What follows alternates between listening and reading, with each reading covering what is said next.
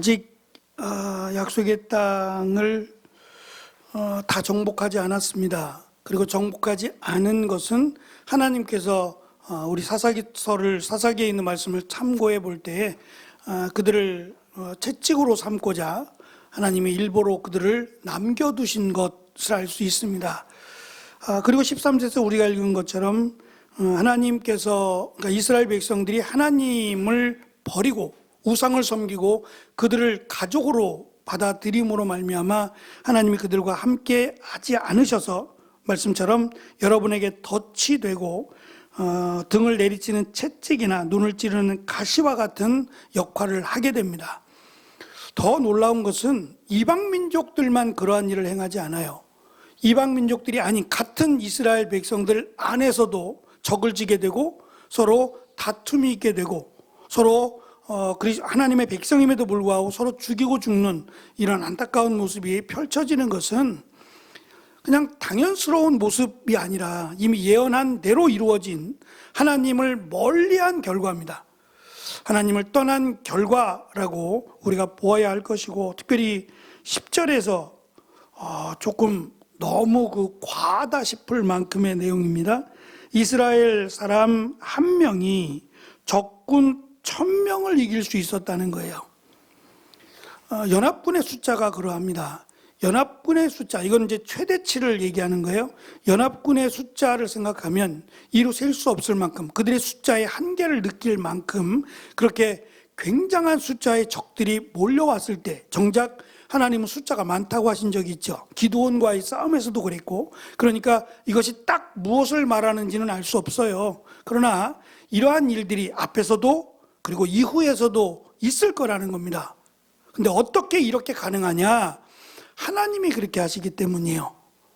하나님이 몇 명밖에 안 돼도 전쟁을 이기게 하실 만큼, 그래서 이 전쟁은 하나님이 하셨다라는 고백을 할 수 있도록 그렇게 하나님이 역사하시는데, 제가 지난 시간에 지금 여호수아의 고별 설교라고 해서 여호수아가 나이가 많았고 이제 죽을 때가 임박했어요. 그의 마지막 고별이라고 하는 이것이 끝으로 그는 생을 마감하게 되는데, 그 고별 설교를 지금 나누어서 살펴보는데, 지난 시간에 첫 번째 오늘 말씀 페이퍼 첫 부분에 있는 하나님만 바라라 라고 하는 내용의 말씀으로 함께 나누었고, 오늘은 두 번째 내용이에요.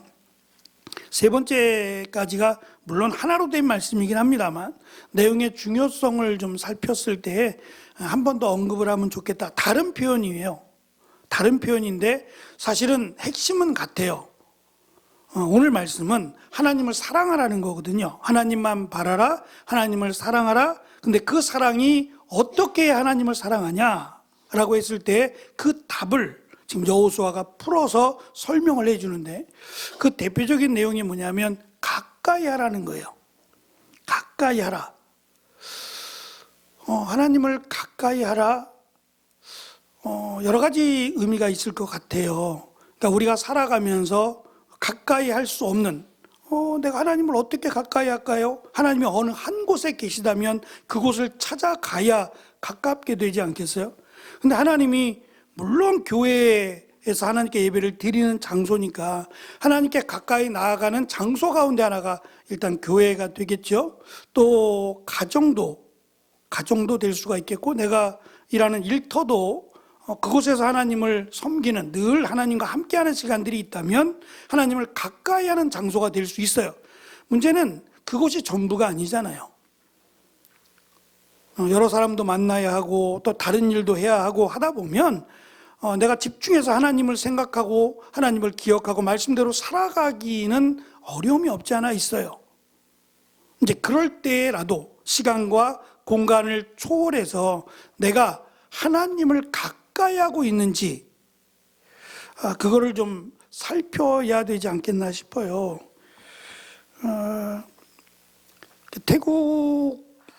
태국이라고 하는 나라는 불교의 나라라고 말씀을 드렸고, 불교의 나라는 윤회설이에요. 내가 죽으면 다시 태어난다라고 하는 사상인데, 문제는 다시 인간으로 태어날 수도 있지만 내가 이 땅에서 행한 어떠한 선행을 행했다면 인간으로 다시 태어날 수 있겠지만 선행이 부족한 경우에는 개로 태어날 수도 있어요. 미물로 태어날 수 있다고요. 그래서 이 땅을 정직하고 또 성실하게 살아야 한다라고 생각을 해요. 그래서 사실은 태국 사람들이 보편적으로 사람들이 온순하고 또 착해요.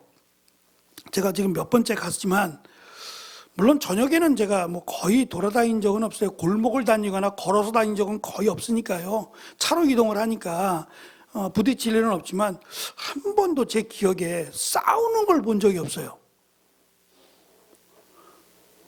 그러니까 골목도 지나갔거든요. 차를 타고 골목도 지나가기도 하고 저녁에는 뭐 그냥 식사하고 들어왔으니까 따로 뭐 늦게까지 차를 마시거나 그런 적은 없으니까 그러긴 하지만 그래도 뭐 대로변만 다닌 게 아니라 골목을 지나갈 때도 꽤 많거든요.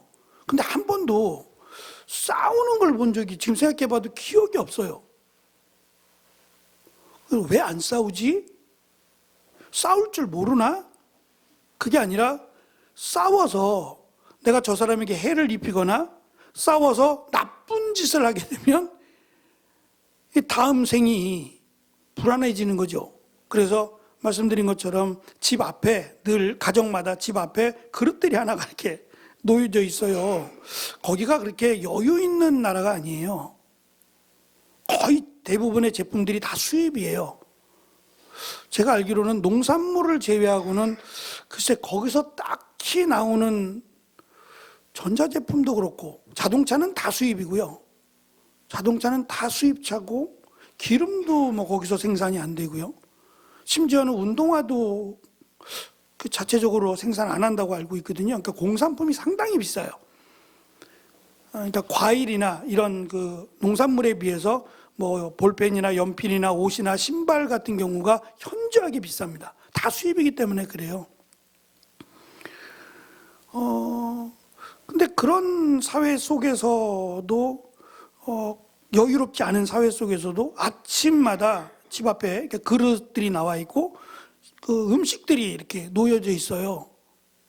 그거는 그 개나 고양이나 이런 들짐승들이 먹으라고 해놓은 거예요. 이거 천지예요, 천지. 정말.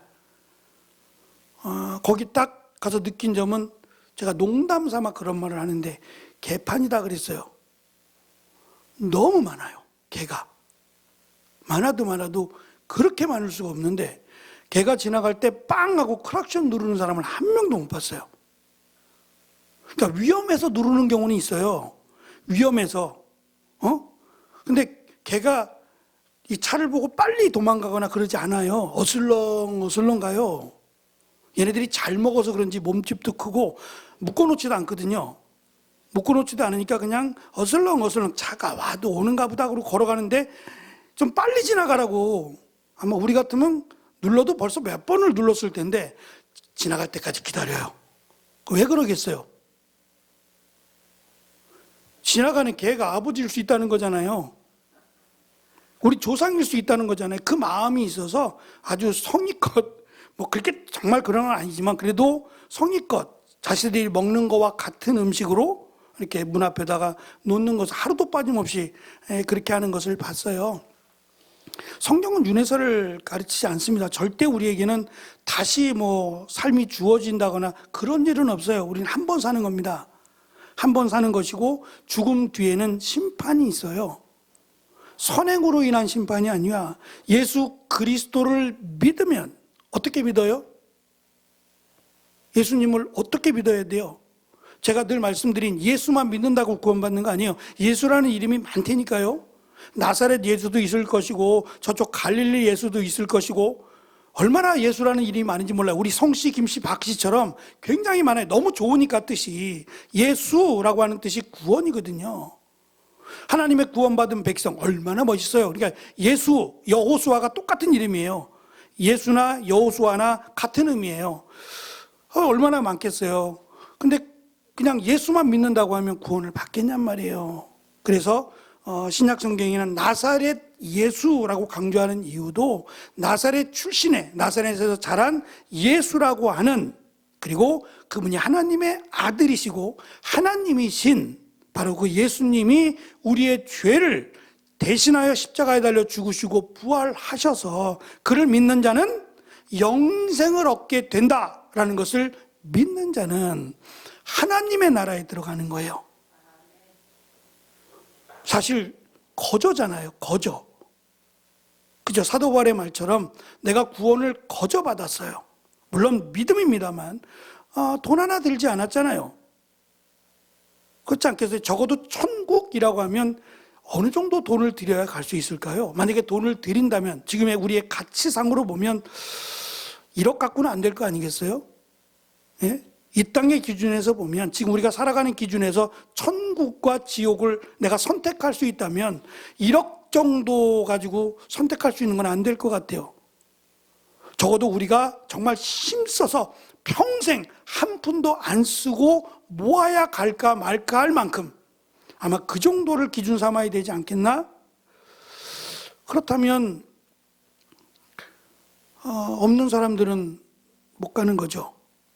더군다나 육체적으로 내가 힘을 쓸 수 없고 일할 수 없는 사람들은 더더욱 못 가는 거죠. 하나님이 이 모든 것을 다 열어놓으시고 오직 예수 그리스도만 믿으면 하나님의 나라에 들어가게 하셨어요. 이건 하나님이 결정하신 거예요. 하나님의 나라잖아요. 하나님의 나라인데 하나님이 결정하시는 거예요. 천국은 이런 사람만 들어갈 수 있다라고 하나님이 정하신 거예요. 그러니 어느 누가 왜 이렇게 하느냐고 말할 수 없어요. 하나님이 결정하시고 하나님이 정하시면 그대로 따라진다는 거죠. 그래서 거저 받았으니 내가 이제는 주를 위하여 살겠다라고 하는 것이 사실은 좀 이해가 돼야 된다라고 생각을 합니다. 어쨌든 하나님을 바라라라는 것이 첫 번째 설교의 핵심이었다면 오늘 말씀은 여호와를 사랑하라, 하나님을 사랑하라, 하나님을 가까이 하라라고 하는 것이 오늘의 주제가 됩니다.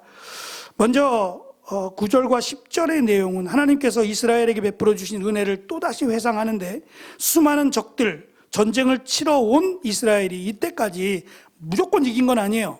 그러나 이겼으니까 여기까지 왔죠.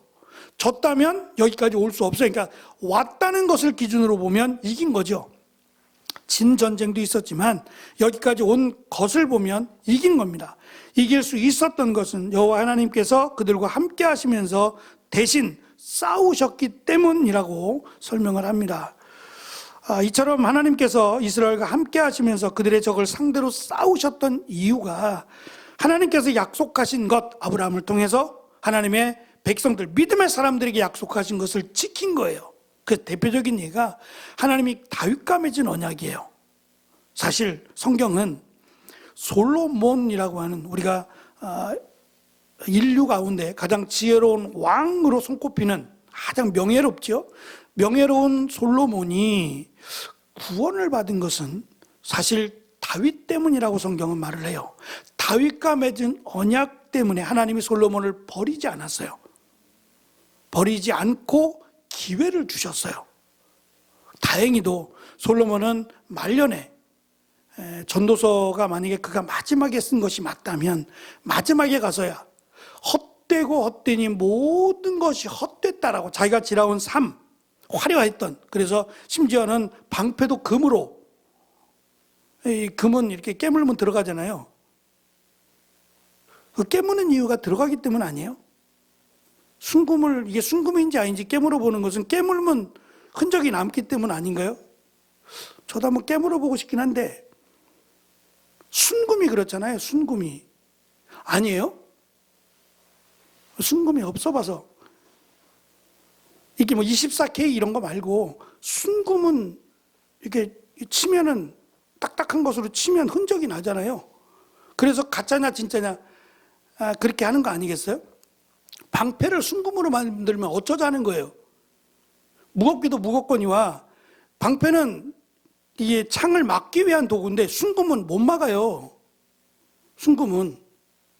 이걸 왜 순금으로 만드냐고요. 누가 봐도 어리석은 거예요. 자랑하기 위함이고 다 뺏겼어요. 다 빼앗기고 다 훔쳐가고 결국은 자기를 드러내고자 내가 이런 사람이야 라고 드러내기 위해서 솔로몬이 행한 어리석은 일이에요.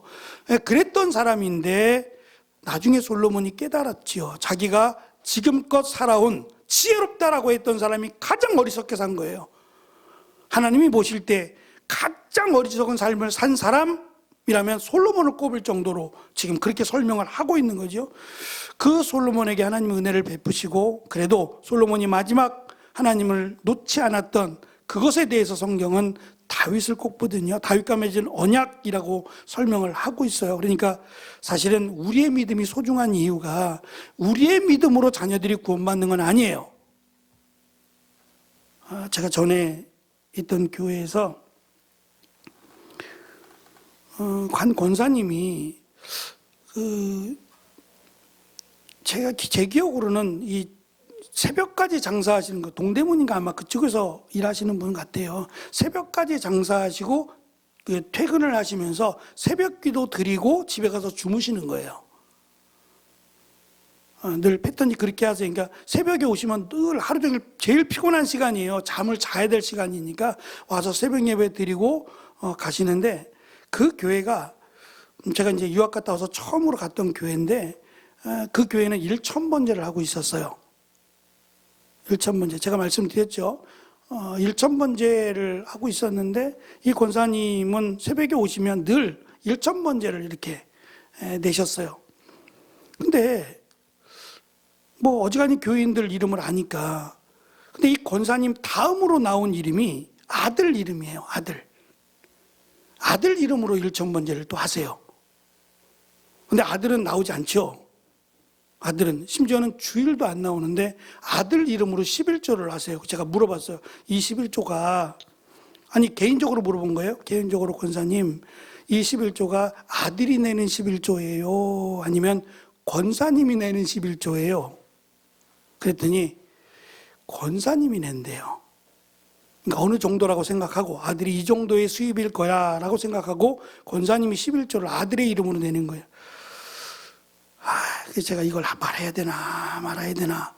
그래도 권사님인데, 권사님 제일 좋은 거는 아들이 하는 거예요.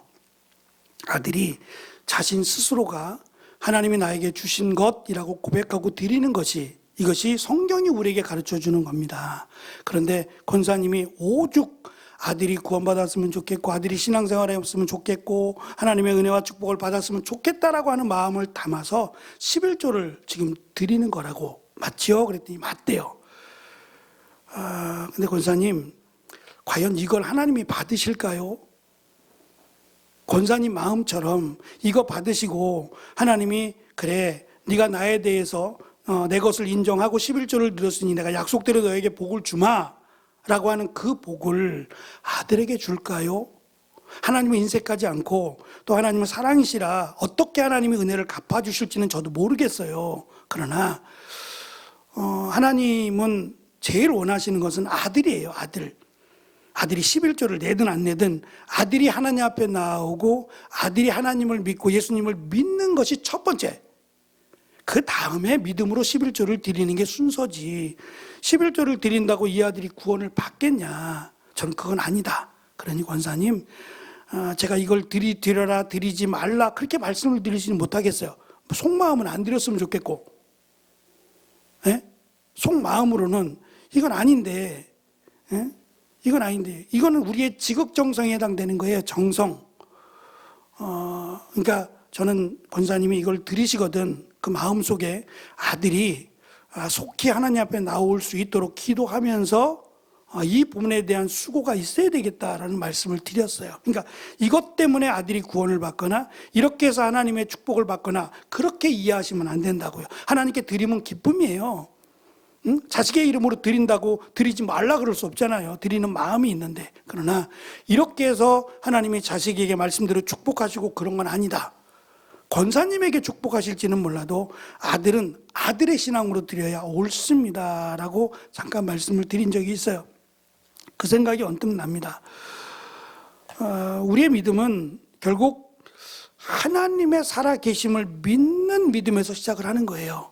하나님이 정말 살아계시고 내가 하나님을 어떻게 믿고 어떻게 이해하느냐에 따라서 우리의 삶은 달라져요. 하나님을 정말 전능하신 하나님, 천지를 주관하시는 하나님으로 믿는다면 우리는 하나님보다 세상이 더 크다고 생각하지 않을 거예요. 우리가 살펴보고 있는 사도행전에서 제자들이나 사도들이 죽음을 두려워하지 않는 것은 부활을 믿었기 때문이에요. 부활을 믿지 못했으면 두려워했을 것이고 도망쳤을 거예요. 근데 확실하게 죽어도 산다라고 하는 믿음이 있었기 때문에 감옥에 들어가서도 잘 수 있었고, 하나님이 여기까지다라고 하시면 그래 난 여기까지지 라고 내려놓을 수 있을 거예요. 저는 그게 믿음이라고 생각해요. 그러니까 하나님을 믿는다라고 하는 것은 그냥 믿습니다만 반복하는 것이 아니라, 오늘 말씀 중심이 되는 내용이 되겠습니다만 3페이지를 잠깐 보시면 맨 아랫단, 맨 마지막 단입니다. 즉이라고 하는 부분인데요, 이걸 먼저 보겠습니다. 3페이지 맨 밑에 즉이라고 하는 부분을 같이 읽어보겠습니다. 시작. 즉 이방인들의 관습과 영향력을 받아들이지 않고 하나님의 가치관과 기준에 따라 살아가는 것이 바로 그분을 사랑하는 것이다.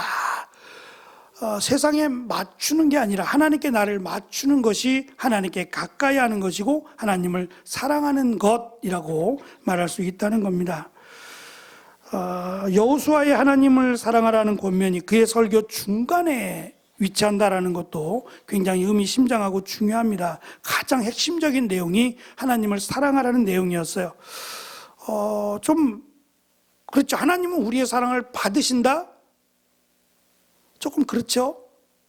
근데 우리가 할 수 있는 표현, 하나님을 경배한다, 하나님을 영화롭게 한다 라고 하는 표현보다 더 하나님께 가까이 하는 표현이 있다면 사랑이에요. 사실 엄격하게 사랑은 부모가 자녀를 사랑하는 거예요. 부모니까 자녀를 사랑하는 건데, 자녀가 부모를 사랑한다 그래서 뭐라고 하는 사람 없죠. 너 건방지게 부모를 존경해야지, 건방지게 부모를 사랑해, 그렇게 말할 사람 아무도 없어요. 더 좋아하죠. 그러지 않아요? 더 좋아하죠. 마찬가지로 우리가 하나님을 사랑한다는 말이 자칫 건방져 보일 수 있어요. 그래서 저는 이 찬송가, 우리 찬송가들이 고백의 찬송이에요. 고백의 찬송이지 성경 말씀을 그대로 갖고 온 찬송은 아니에요. 이것 때문에 사실은 찬송가가 계속 바뀌고 또 새로운 찬송가를 넣자라고 하는 주장이 나오는 이유인데, 너무 주관적인 신앙이 들어가 버려서 그래요. 예수님은 우리에게 자신을 표현할 때 여러 가지 표현의 방법이 있는데, 사실 지금의 기준에서 보면 잘 이해가 안 되는 표현 가운데 하나가 친구예요. 지금 우리들의 개념에서 이 친구는 어느 정도 나이가 좀 비슷해야 돼요. 할아버지하고 우리 친구 될 수 있어요? 그렇게 말하는 사람은 우리 문화에서는 별로 없지요. 아버지하고 나는 친구야, 그건 어릴 적 얘기지, 크면서도 난 아버지하고 친구입니다라고 공공연하게 말하고 다니진 않잖아요. 근데 이스라엘의 문화에서는, 성경의 문화에서는 이게 가능해요. 왜냐하면 가족보다 더 가까운 관계를 친구로 봤어요. 가족보다 더 친밀한 관계를 친구로 봤다고요. 그래서 예수님이 우리의 친구가 되어 주신다라고 하는 표현을 썼는데, 찬송가가 이 표현이 많아요. 예수님이 나의 친구라. 틀린 건 아닌데 이걸 이해하고 친구라고 할까? 우리가 보통 친구 그러면 좀 가깝고 막대해도 괜찮은 사람이라고 이해하지 않아요? 친구니까, 친구 아니가 그래가지고 친구니까 이 정도는 이렇게 생각하잖아요. 그러니까 예수님에게 조금 까불어도 친구니까, 예수님은 나의 친구가 되시니까 내 이 정도는 농담도 받아주시고, 그렇게 생각하면 안 돼요. 그 개념이 아니라고요. 그래서 저도 조금 아쉬운 점이, 왜 좋은 표현들이 많은데 왜 이런 표현들을 많이 쓸까? 얼마나 친구가 되어주시기를 원하면 이런 단어를 많이 썼을까라고 하는 아쉬운 점은 있어요. 우리가 찬송을 하더라도 그 부분은 조금 이해하고 조금 찬송했으면 좋겠다 싶습니다. 2페이지 가시면 하나님을 사랑한다는 것은 하나님에 대해 참으로 좋은 마음과 감정을 가지는 것이라고 신명기 10장 15절은 강조합니다. 하나님에게 충성하고 헌신하는 삶의 방식을 추구하는 것을 뜻하는데, 삶 전체를 하나님 중심으로 사는 것을 의미해요. 말은 쉬운데 참 어렵죠. 왜냐하면 세상이 하나님을 원하지 않아요. 세상이 하나님을 거역하는데 우리가 하나님 중심으로 살아가면 세상을 등지게 돼요. 그러니까 세상의 기준에서 보면 바보처럼 사는 게 될 수도 있어요. 바보처럼. 그런데 우리가 하나님이 살아계시고 하나님이 우리와 함께 하신다고 믿으면, 저는 요셉의 그 이야기를 보면서 과연 노예가 요셉만은 아닐 거 아니에요. 그죠? 장군이니까 노예가 얼마나 많겠어요. 요셉만 있겠어요. 그 많은 노예들 중에서 요셉이 다른 거예요. 다른 노예들에 비해서 요셉은 분명히 달라요. 그래서 뭐라고 설명하냐면 그에게 신이 함께 임한다는 얘기를 표현을 써요. 그러니까 신은 인간이 아니거든요. 인간은 변하잖아요. 근데 신은 변하지 않는다는 게 그들의 생각이에요. 믿을 수 있다는 게 신이니까. 그러니까 그는 신을 믿는 자처럼 살아간다는 거예요. 그가 믿는 신이 누군지 모르지만 그는 신을 믿는 자처럼 살아가는 거예요. 다시 말하면 그 신을 따라 사는 거예요. 그 신이 원하는 기준에 맞춰 사는 거예요. 거짓말하지 말라, 안 하는 거고, 정직하게 살아라, 그렇게 사는 거예요. 그래서 그가 신이 함께하는 사람이라고 하는 꼬리표가 달라붙게 되는 거예요. 주인의 입장에서는 그러니까 종들을 부리는 주인의 입장에서 가장 필요한 사람, 이 사람에게, 보디발에게 가장 필요한 사람이 누구냐면 정직한 사람이에요. 종들 중에서 가장 필요한 사람이 정직한 사람이에요. 저는 시대를 막론하고 가장 중요한 것이 정직이라고 생각해요. 이게 세상에서는 어떻게 이해할지 모르겠어요. 정직하다라는 말이 당연히 좋은 말이고 시대를 막론하고 언제든지 불변해야 되는, 그러니까 누구든지 정직해야 되는 건데, 요즘은 TV가 보기 싫어요. 뉴스도 보기 싫고 입만 열면 거짓말 같아서. 분명히 거짓말인데 저걸 정직한 것처럼 이건 정말 아닌데. 예전에 독일의 총리가 그런 말 했죠. 저는 말을 잘 못합니다. 그러나 거짓말도 안 합니다. 그래서 당선됐어요. 저는 그러한 사람이 정치를 했으면 좋겠어요. 입만 살아있는 사람보다는 일을 빠르지 못해도 정직하게 하는 사람, 그리고 우리의 소리를 들어줄 수 있는 사람, 안 들어줄 수도 있잖아요. 옳고 그름을 분별할 때도. 근데 좀 정직한 사람이 정치하는 시대가 왔으면 좋겠다라고 하는 바람은 꼭 있어요. 모세의 핵심도 하나님을 사랑하는 것으로 모세도 강조해 왔습니다. 예수님도 하나님을 사랑하라, 두 가지의 계명이 있다면 그 중에 하나가 하나님을 사랑하라, 또 하나는 이웃을 사랑하라 라고 하는 두 가지 계명으로 정리를 해주셨어요. 하나님을 사랑하는 것은 우리가 하나님의 말씀에 기계적으로 아무 감정 없이 순종하는 것을 의미하지 않습니다. 자발적인 마음으로 우리가 충분히 이해하고 순종하는 것을 의미합니다. 3페이지 보시면 여호수아는 또한 하나님만을 사랑하는 것이 아직도 정복과 정착을 계속해 나가고 있는 이스라엘에게 무엇을 의미하는지를 정리합니다. 아직 정복하지 못한 가나안 사람들과 관계를 맺지 않는 것이며 결혼하거나 그들과 함께하지 않는 것이고 특히 그들과 결혼하지 않는 겁니다. 이 말씀은 이방인을 말살하자는 뜻이 아니에요.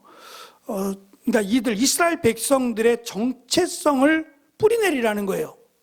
그리고 나서 이방인들에게 하나님을 전하고 그들이 하나님을 믿겠다 하면 그 다음에 그들과 함께 하기를 원하셔요. 그러니까 이방인들은 절대 하나님의 백성이 될 수 없다, 그런 의미 아니에요. 이방인들의 문화가 들어와서 하나님을 배도하고 또 부정하고 그런 불의한 일을 행하게 될 것에 대한 경고지, 이방인들은 무조건 죽여야 된다, 그런 의미는 아니었어요. 4페이지 보시면 이런 권고를 무시했다가 가장 큰 대가를 치른 자가 솔로몬 왕입니다. 열왕기서는 솔로몬이 몰락한 이유를 두 가지로 정리해 주는데, 첫째는 이방 여인을 무절제하게 아내로 받아들인 것, 두 번째 우상 숭배를 섬겼다, 우상을 숭배했다는 두 가지 이유로 솔로몬이 몰락했다고 생각해요. 저는 지혜롭다는 것이 이게 안 되는구나. 제가 새벽에 잠깐 말씀드린 37년 만에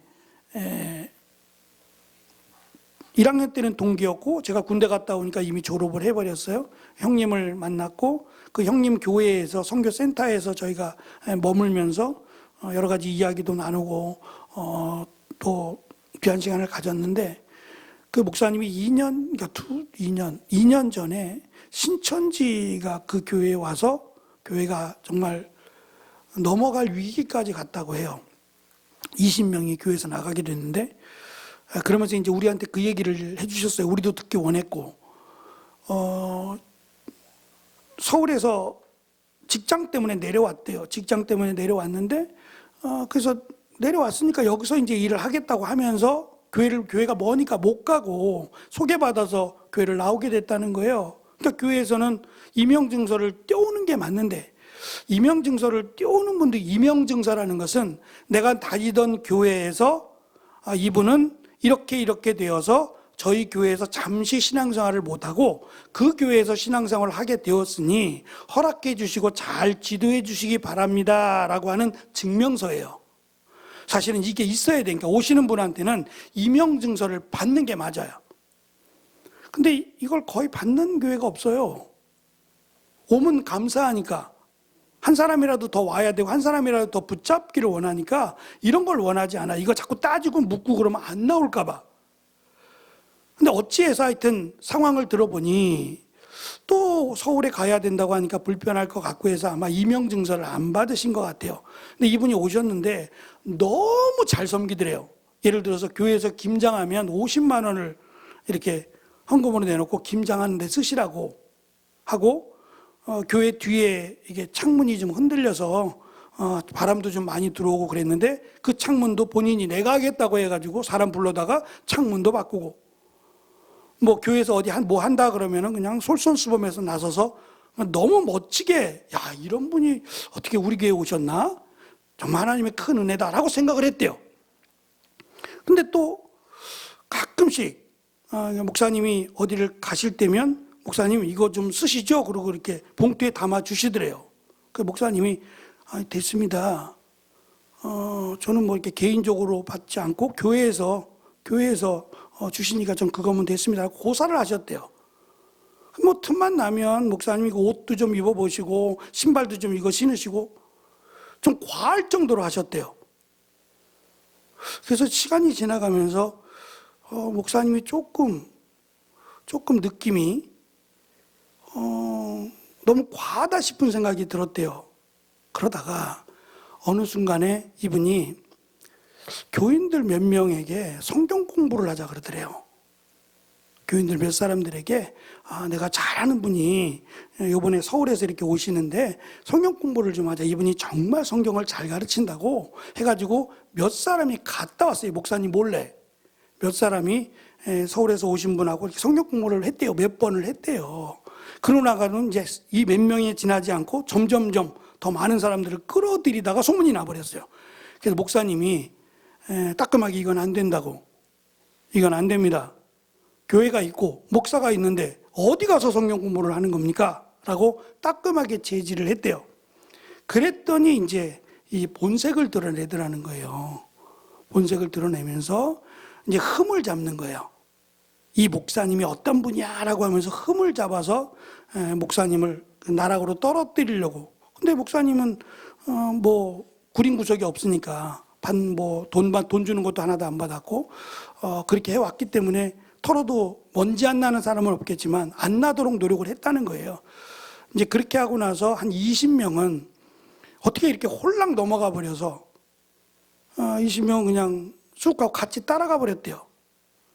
20명이. 그러고 나서 목사님이 그러시더라고요. 내가 이것 때문에 고혈압이 생기고 지금 당뇨병이 왔다고. 그때까지만 내가 건강했는데 이 사건 이후로 머리도 허해졌고 고혈압과 당뇨병이 왔다라는 얘기를 하더라고요. 그러면서 이제 저희들한테 주의를 주는 거예요. 새로 오신 분이 오면 꼭 임명증서를 받아라. 임명증서가 뭔지 알려드렸죠? 새로 오신 분이 어디에서 왔다 그러면 임명증서를 받아라. 그리고 그 교회, 다니셨던 교회에 전화해서 꼭 물어봐라. 이분이 어떤 분인지. 특별히 이제 집사님 또는 안수 집사님, 권사님, 장로님 이분들은 항존직이라고 불러요. 평생을 교회를 섬기기로 약속하신 분들이에요. 근데 사람들이 사실 멀면 갈 수 없잖아요. 직장 때문에 만약에 서울에서 부산 가야 된다. 그러면 어떻게 왔다 갔다 하면서 예배를 드리겠어요? 쉽지 않잖아요. 일주일에 한 번이나 올까 말까죠. 그러니까 이런 경우는 어쩔 수 없이 그 일하는 동안만이라도 신앙생활을 잘해야 되니까 그렇게 연결해서 임명증서를 띄워주거든요. 저도 이제 그 생각을 했어요. 오시는 분은 앞으로 무조건 임명증서를 받아야겠다. 가지고 오라고 말씀을 드려야겠다. 만약에 새로운 성도라면 임명증서가 없겠죠. 세례도 안 받았습니다. 그러면 뭐 임명증서를 낼 수 있는 교회가 없잖아요. 그런 교회는, 그런 분들은 별 크게 뭐 문제가 되지 않을 텐데, 신앙생활을 갑자기 오셨는데 너무너무 잘하고 막 헌신도 잘하고 막 이런 경우는 조금 임명증서를 받아야겠다는 생각도 저도 했어요. 그래서 교회가 큰 어려움이 있었는데 하나님께서 정말 은혜로 지켜주셨노라고 말씀하시면서 그 얘기 하시더라고요. 지금 65세니까 내가 내려놓는 순간까지 하나님이 정신 차리라고 그러신 모양이라고. 내려놓을 때까지 정신 바짝 차리고 교회를 섬기라고 하나님께서 나에게 훈련시키셨나, 또 이렇게 생각을 하시더라고요. 그러면서 정신 차리고 다시 초심의 마음으로 돌아가서 열심히 해야겠다라는 얘기를 우리에게 해줬어요. 그래서 참 귀하다라는 생각도 했고, 우리에게도 적지 않은 도전을 주는 시간이었어요. 마지막 결론을 보시면 4페이지 맨 마지막 단에 여호수아의 권면은 경고도 동반을 합니다. 축복도 있지만 경고가 있어요. 만일 이스라엘이 이웃들과 차별된 삶이라고 말할 수 있는 하나님을 가까이 하지 않고 이들과 같은 방식으로 살아가면 하나님은 더 이상 땅을 차지할 수 없게 하실 뿐만 아니라 이들을 통해서 괴롭힘을 당하게 만드신다는 거예요.